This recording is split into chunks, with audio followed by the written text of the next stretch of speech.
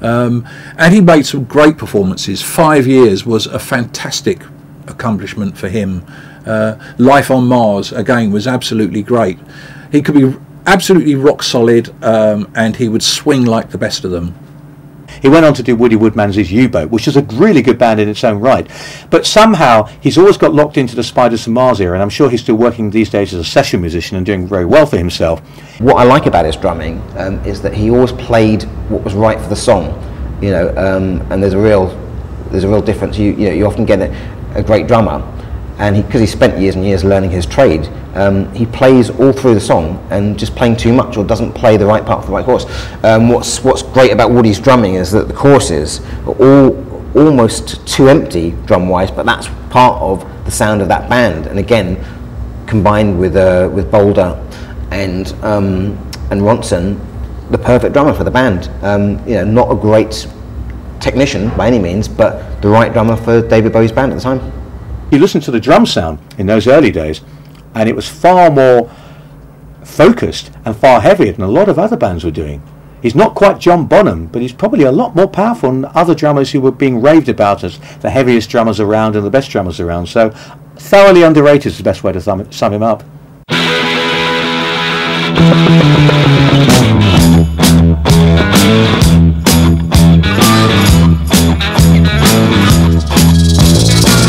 Small Genie snuck off to the city, strung out on lasers and slashback blazers, and ate all your razors while pulling the waiters, talking about Monroe and walking on Snow White. New York's a go-go and everything tastes nice. Genie is a great single. You can't argue with that. The chugging open, it's got that sort of feeling of a great pop rock single. It's short, sharp, it's got the focus, it's got the elements there, it's rock and roll, it's rhythmic, it's pop as well because it's got the melody. Was it his best single? I've had this debate with quite a few people. With so much good material under his belt, it's very hard to say whether it was his best single. It's certainly powerful. The great guitar riff of Mick Ronson, powerful as anything. Genie was, the song was David wrote on the back of a Greyhound bus on the way to Memphis, Tennessee from New York. And originally the guy that did the paintings on the album covers, Hunky Dory and Ziggy, George Underwood, was sat at the back of the bus with Bowie's Les Paul, and he was playing that riff and a few Chuck Berry songs he was messing about with, and David happened to cotton on to. So when George put the guitar down, David picked it up and started playing the same thing, same chord riff. And he sat at the back of the bus for about an hour and a half, just messing about and singing. They were all at the back of the bus. That again was I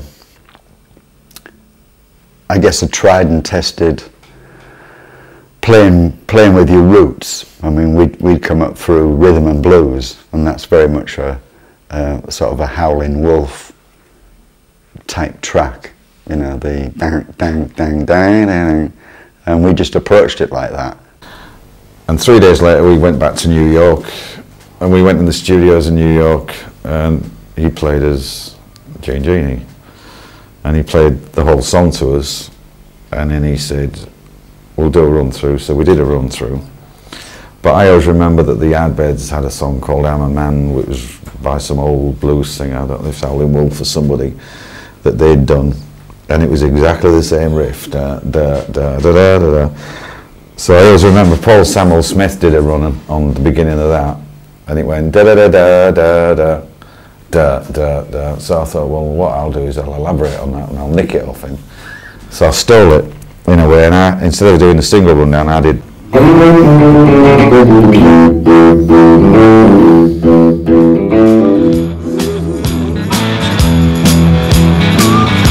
back on it.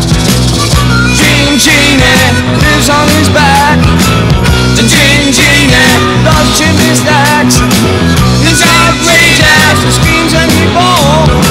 But Genie, let yourself go.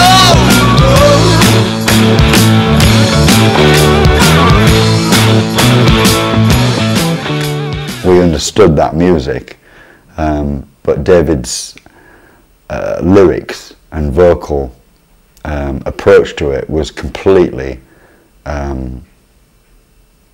off the wall, really, for that time. But the two fitted together. It was like it shouldn't really have fitted. And then Mick's guitar solo in it was not what you expected in a track like that. It's still one of my favourites. Every time I hear it on the radio, it's like, yeah, I like that. It's good. I actually would humbly suggest that I think he's made some more powerful vocal performances. I think it was a good performance, but not an outstanding vocal performance.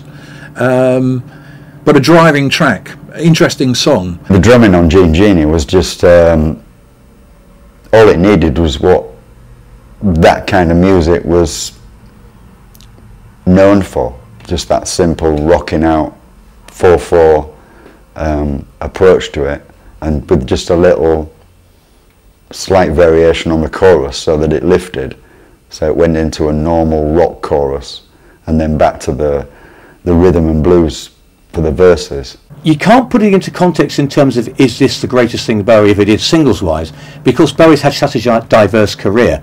Its impact is unquestioned, and I think if you had a poll among Bowie fans, that would certainly appear in the top 10, probably the top 5 songs that he did. Personally, it's one of my favourites, but if you're looking at it objectively, Bowie's had so many different careers, and so many songs have made an equal impact over the time. All you can say is this is as good as most of what Bowie's done. It was more feel than anything, is I think why it works.